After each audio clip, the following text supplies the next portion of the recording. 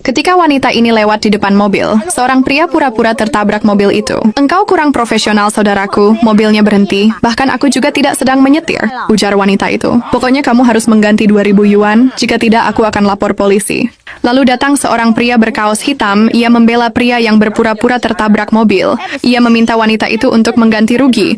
Namun wanita itu masih bersikeras mengatakan jika ia tidak menabraknya. Pria berkaos hitam mengatakan, "Aktingmu kurang meyakinkan. Harus ada luka di wajahmu, supaya polisi percaya engkau tertabrak mobil." Lalu ia memukuli pria itu hingga bonyok. "Sekarang polisi akan percaya.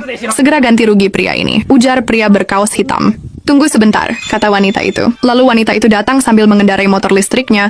Ia berkata, "Silakan minta ganti rugi sama pemilik mobil. Lagi pula itu bukan mobilku." Pria ini pun pergi sambil memegangi wajahnya yang bonyok. "Sekali-kali penipu harus kita tipu biar kapok," ujar pria berkaos hitam sambil memasuki mobilnya. Untuk melarikan diri dari penjara, pria itu melatih dirinya dalam seni menghilang. Setelah 4 kali gagal, akhirnya dia berhasil sekali. Metodenya sederhana. Dia melepas sepatunya agar tidak menimbulkan suara. Dia mempelajari sel penjara dan mencari titik buta dalam pandangan penjaga. Suatu hari saat seorang penjaga datang untuk memeriksa sel, dia menemukannya kosong. Dia membuka pintu dan memeriksa ruangan, tetapi pria itu hanya bersembunyi di sudut gelap. Penjaga itu memperingatkannya agar tidak main-main, tapi pria itu tidak peduli. Sebaliknya, dia memusatkan perhatian pada dinding penjara. Dia menemukan celah di antara papan kayu, memanjat dengan tangan kosong, dan menggenggam jeruji logam di dekat langit-langit. Saat penjaga memeriksa lagi, pria itu kembali menghilang. Marah, penjaga itu berlari masuk, yakin akan menemukan pria itu di sudut yang sama. Namun setelah mencari kemana-mana, dia tetap tidak melihat apapun. Lalu penjaga itu melihat ke atas. Benar saja, pria itu sedang menggantung di atas pintu. Penjaga itu berteriak dan memukulnya dengan pentungan, tetapi pria itu hanya tersenyum bangga. Teknik menghilangnya akhirnya berhasil. Untuk menyempurnakannya, pria itu merentangkan tangannya dan menggerakkan telapak tangannya perlahan,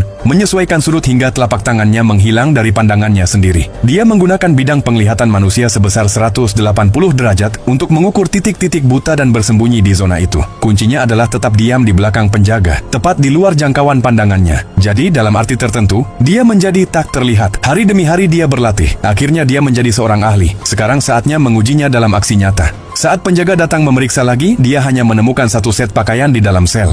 Dia melihat ke atas dan ke bawah, tapi tidak menemukan pria itu. Ternyata pria itu merayap di belakangnya, mengikuti setiap langkah dan gerakannya. Penjaga itu merasa ada yang aneh, seolah-olah pria itu ada di dekatnya. Tapi tak peduli seberapa keras dia mencari, dia tidak bisa melihatnya. Tiba-tiba, dia melihat bayangan samar di lantai. Itu adalah siluet pria itu. Penjaga itu mengayunkan pentungannya dengan panik, tapi pria itu hanya tersenyum. Pria itu telah menggambar-gambar mata di telapak tangannya, membayangkan bahwa dia melihat dari sudut pandang penjaga. Dia tidak hanya meniru langkah penjaga, dia menebak apa yang mungkin dipikirkan oleh penjaga itu. Dia bergerak selaras dengan tubuh dan pikirannya. Dengan lebih banyak latihan, teknik pria itu menjadi hampir sempurna. Bahkan bayangannya pun tidak terlihat di dalam sel. Saat pemeriksaan berikutnya, penjaga itu kembali menemukan sel itu kosong. Frustrasi, dia bersumpah akan memukul pria itu setengah mati. Namun setelah mencari kemana-mana, bahkan di lantai, dia tidak menemukan apapun.